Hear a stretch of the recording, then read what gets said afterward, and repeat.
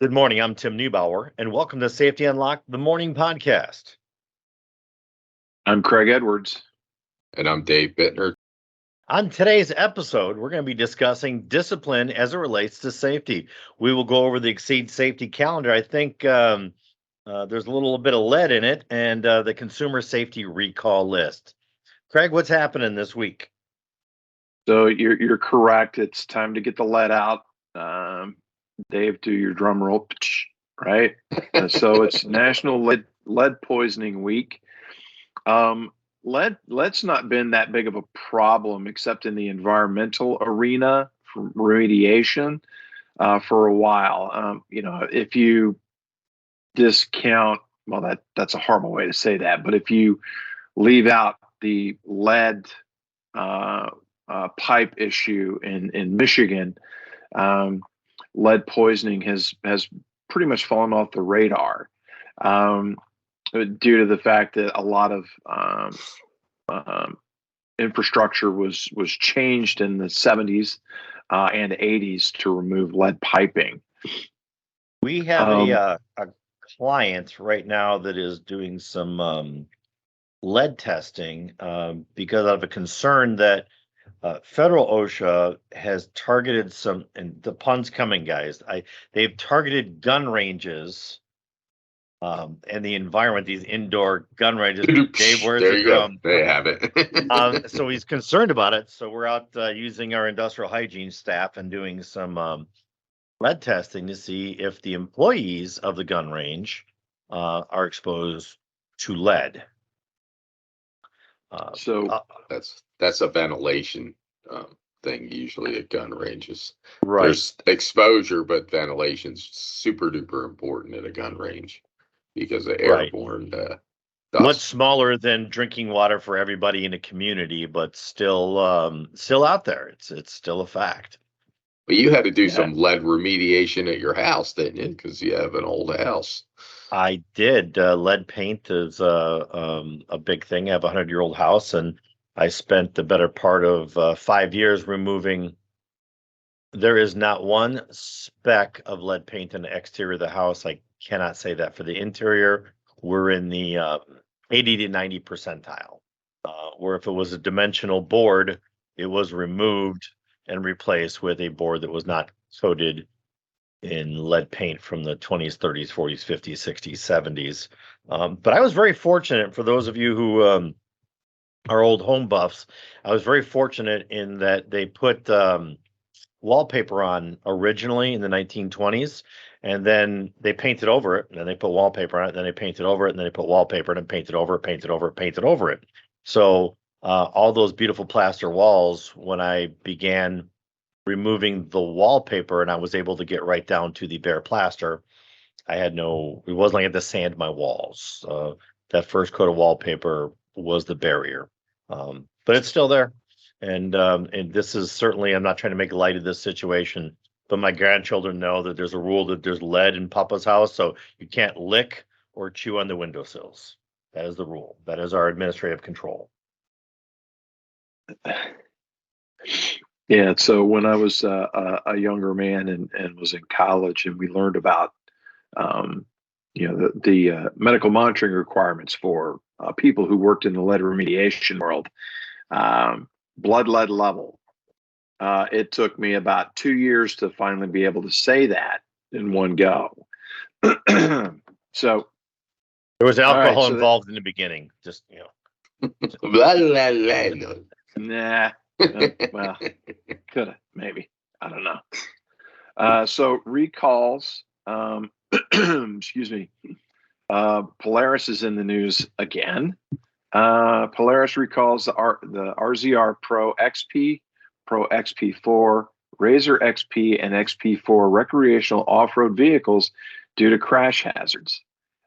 So it's a Polaris off-road vehicle that's meant to be taken off-road. It's going to roll. It even has a roll cage. I don't really understand that one, but hey, if you own one of those, you can go to their website, www.polaris.com. to find Maybe it out does more it information. easier than expected. Maybe it's just, you look Yeah, at if you're it going and straight up the cliff, it's going to roll over doing that rock climbing stuff versus the just do down the trail and have it roll over. So, it's that the 10 extra pounds over vacation that did it. Yeah. and maybe some alcohol. Alcohol keeps coming up.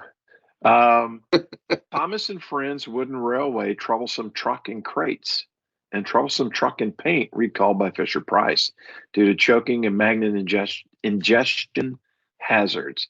Now, full disclosure, my kids had all these little Thomas and Percy and all the other tank engines with the little magnets, and they would pull them around the house and, their playroom and all that stuff. Never had a choking hazard associated with those. But if you do have these, you can reach out to the Mattel website at www.service.mattel.com/US/recall. Well, the real little children, they put everything in their mouths. It's like, I wonder what this tastes like. And it's like, get my shoe out of your mouth. I wonder what this tastes like. But they we didn't do, have that so problem when we were growing up because we had rocks and sticks to play with. And we chewed on them and we were tough.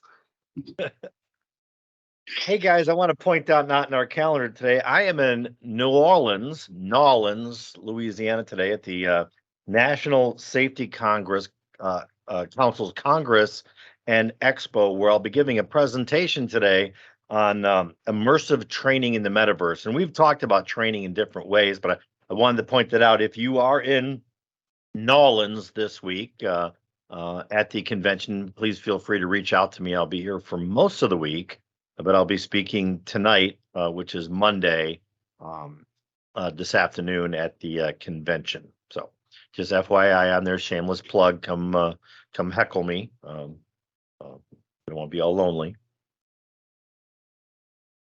There'll be plenty of people there, just nobody will heckle me. So.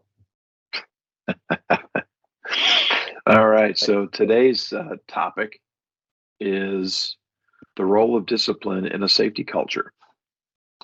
Yeah. Last week I was at a client's location, and we were conducting a class called STOP, Safety Training Observation Program. It's a DuPont class, and it's about one-on-one behavior modification. And so I was presenting this material, and I told them, hey, interrupt me as you have questions throughout the day. And they asked softball stuff like, do we fill this form out this way or that way? And when I said, okay, class is over for the day, you guys, we'll see you in a couple weeks, somebody said, well, I have a question. And then they started asking the really hard questions of coaching and mentoring, switching to actual discipline. And even though the class ended, they sat in there for the better part of an hour. No one stood up, and they asked the really hard questions. In today's society, we are very much about coach, mentor, train, second chances, benefit of the doubt, and then there's discipline. And if you don't apply it at the right time and correctly in proportion, then it damages the program overall. So that's just kind of my take. It was on my radar from last week. Dave, being a frontline super dupervisor for a good chunk of your career, talk to me a little bit about your overall view on there, and then I'll let Craig tee up and talk from his view as well. Yeah, well, the discussion always had to be, you were not being punished because you got hurt. You were being punished because you did something that was contrary to procedure and to policy. So, they would always confuse the two. Oh, I'm being punished because, no, you were being punished because of you violated policy, which led to the incident, which injured you. you can't go around violating these policies. The injury was just a consequence of your action. So that's a big one. That's a big one. So and it has to be repeated before things happen.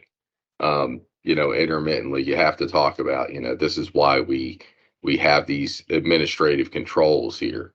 This is why you have to wear your PPE, and people do things in direct violation, and knowingly often, but they act surprised when they're facing disciplinary action. But I've done it this way for 40 years and nobody's ever written me up. Yeah, I never died before. Never said the dead guy.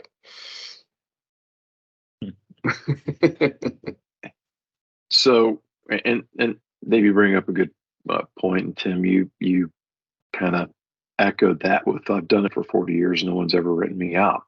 It's consistency in your disciplinary program. You should have, excuse me, in my experience, that is probably the Achilles heel in the safety culture, is the consistency or uniformity in disciplinary action when it comes to disregard or failure to follow policy or procedure. Because at the end of the day, those policies and procedures are there to protect the employee and to keep them from making sometimes what can be a catastrophic error, which could lead to really bad outcomes. So that was my perspective whenever I would be coaching operations. Like, hey, and from a safety, coming from a true safety profession, it's just like people be like, well, safety doesn't get involved in disciplinary action. It's like, we're not getting involved. We're just ensuring that the corrective action that is going to deter the individual from doing that again, and to set the example for other people, even though they don't know that this individual has been disciplined. Hopefully they're going to see the change in behavior based on that disciplinary action. Does that ring a bell with either one of you guys? It does, Absolutely. Craig. And what I'm going to say, I'm going to give a different perspective here. So, what I would see from my end when I was a first line supervisor is that safety wasn't involved in the disciplinary action, and you would come along and you would coach people. But oftentimes when you're in a larger organization, people change out very quickly, and you get management from other and supervisors from other jobs, and they do things differently, and it's kind of hard for a limited amount of safety people to coach that. Therefore, it's really it behooves management to to carry that torch and to move that forward and give training to their managers and supervisors on what the company policy is and how to carry that out. So I think that's why you would end up with these different outcomes in different locations from different supervisors and managers. So the importance of senior leadership to be involved in setting the expectation and ensuring consistency and uniformity in action when it comes to discipline is key. Does HR play a role in that? Absolutely. Absolutely. Careful what you're chuckling. Careful what you're chuckling there. You're gonna offend somebody like Tim's wife, Who's the HR manager. Yeah, if you don't include them in there, you're walking around in a minefield saying, did I discipline this person according to our policy, our procedures? In some cases we have a union environment, so the shop stewards need to be involved. So many times people want to just take the knee-jerk reaction to discipline. And I I was there. There was many times in my career coming out of the military, if you did something wrong, you were just instantly disciplined, and then I would pick up the pieces later on and try to repair the damage, whether it be to the company reputation, the employees' feelings, or our own policy. So discipline needs to be a thought out, methodical process, and it needs to be consistent. And going back in time, folks, I remember when I was a first line supervisor, and I ran a transportation system of city bus company. I knew when I was on duty that the drivers and the mechanics and the customer service staff, they behaved a certain way and things ran a certain way. And if I was to take a week's vacation, I came back and it was completely different. And it was that the supervisors who were in my place weren't consistent with enforcing of rules. And I'm going to give you a really stupid example. You can't skip a bus stop if no one's there because somebody might be running up to that location. So you have to pull up, stop, wait, see if somebody's there, and then continue on. Unless you had permission from the supervisor. And there are very few times that I would say you may bypass that. But when I come back from week's vacation, these guys would be blowing by the bus stops on a regular basis. The end result, the phone's ringing off the hooks of the bus drove right by me kind of a situation. So that consistency in leadership and management when it comes to discipline is critical. And having that process from HR is critical. Yeah, so they're the keeper. They're, so to speak, the keeper of the keys when it comes to, what is the policy, right? So we hope that we can turn to our human resources department for clarification in these matters. And it's okay to reach out to somebody else and say, I don't know this. I want to proceed correctly. Can you help me out? Right. And that way you don't find yourself in a bind too, because, you're liable to step in it a little bit if you just go off half cocked and, and it is, sometimes it's frustrating when something happens and you feel like, how could you do that?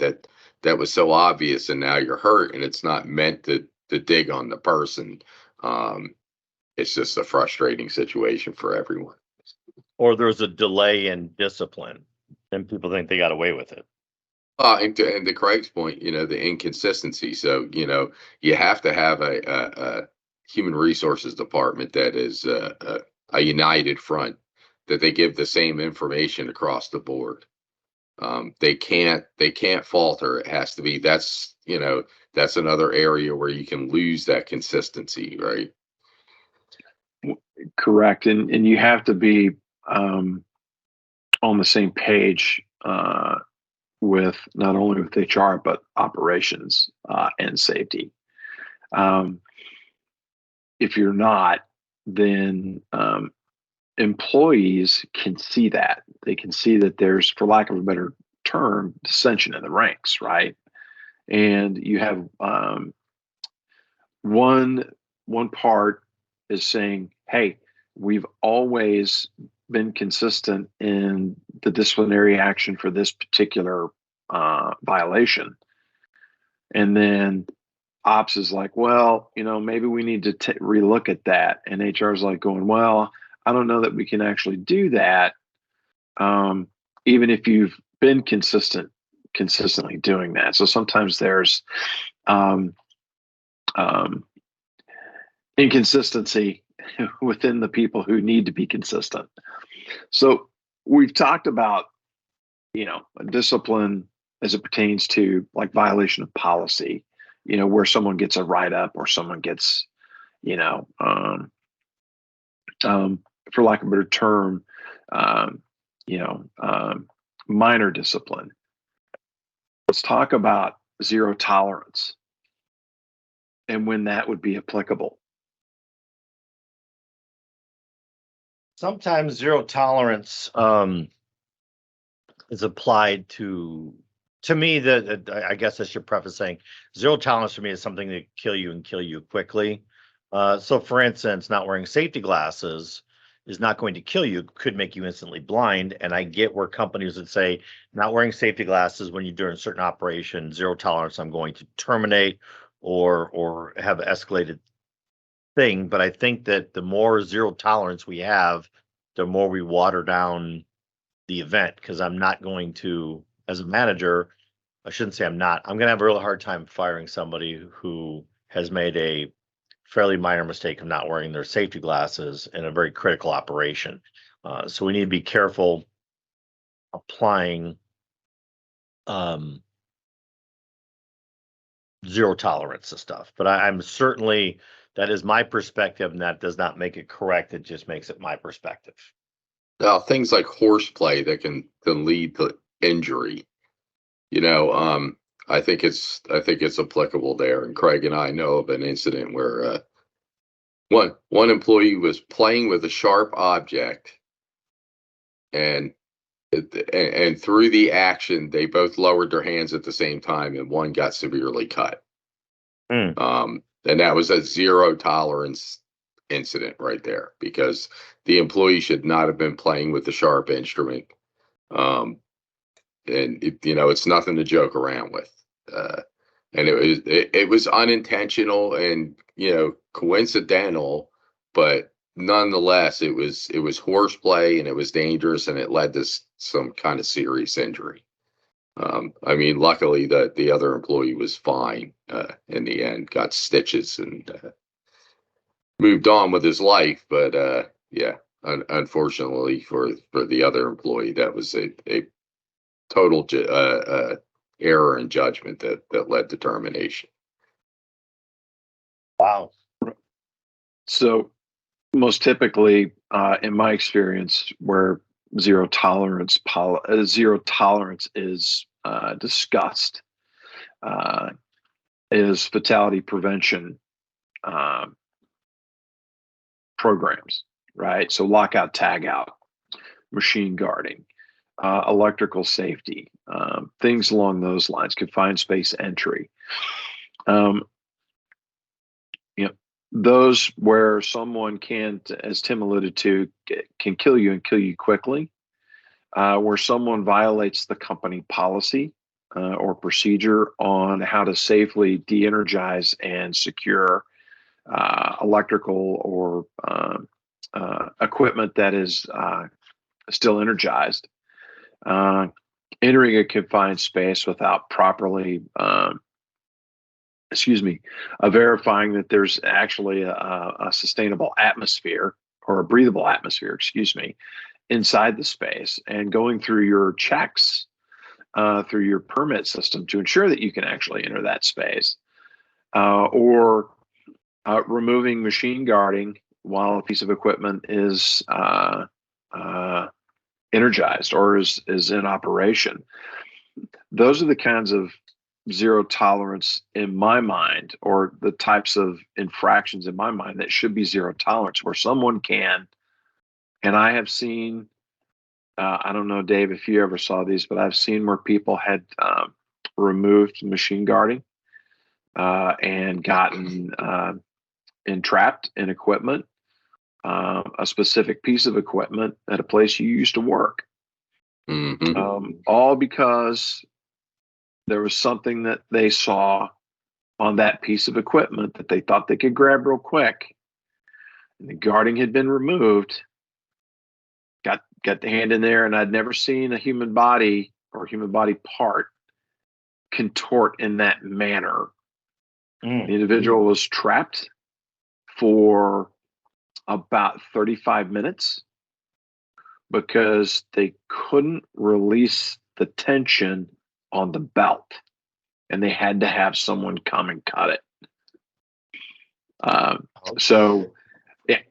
The employee, I felt bad for him, but at the end of the day, that guard had been taken off, and that employee did something that was in violation of company policy. That employee was not terminated. The facility management was nor maintenance staff disciplined, because they knew that equipment had been modified. And that was a complete failure up and down the chain in holding people accountable for violations of basically every safety policy and procedure and program that we had. Wow. So we've talked about consistency. We've talked about timing. We've talked about the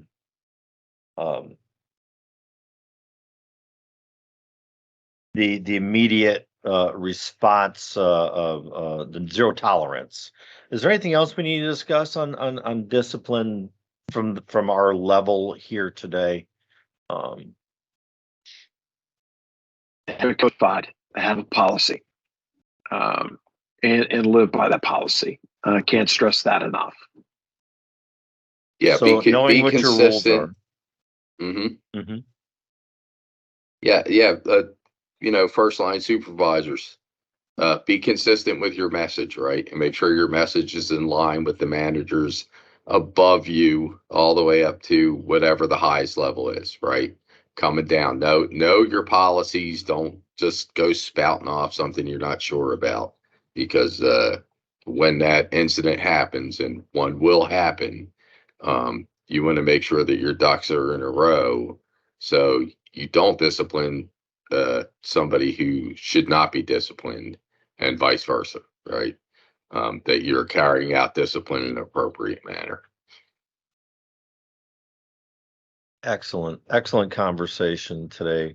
I always feel that for some of these topics, we need hours and days to talk about discipline. I mean, within our 30-minute parameters that we've set for ourselves, it's tough to go through this and say, hey, somebody got hurt, this is what we're going to do, and have I done it right and following the procedure. It's a difficult thing, but we're Exceed Safety, we're here to help. We can coach and mentor through this process, and we have more information on our website. And that wraps up this episode of Safety Unlocked, the morning show. Don't forget to subscribe to the morning show on whatever podcast platform you listen to us on, and follow us on social media, where we're on just about every platform I can think of. If you have a safety question, go ahead and send it our way. We might feature you in our next episode. I'm Tim Neubauer with Craig Edwards and Dave Bittner. And I'm Dave Bittner. Remember, safety is everyone's business. And I'm Craig Edwards. Make it a safe day. You have been listening to Safety Unlocked, the morning show, a podcast for safety people by safety people. Brought to you by Exceed Safety, a full spectrum consulting firm. Visit our website at exceedsafety.com or call us at 919-728-SAFE. Exceed Safety, LLC.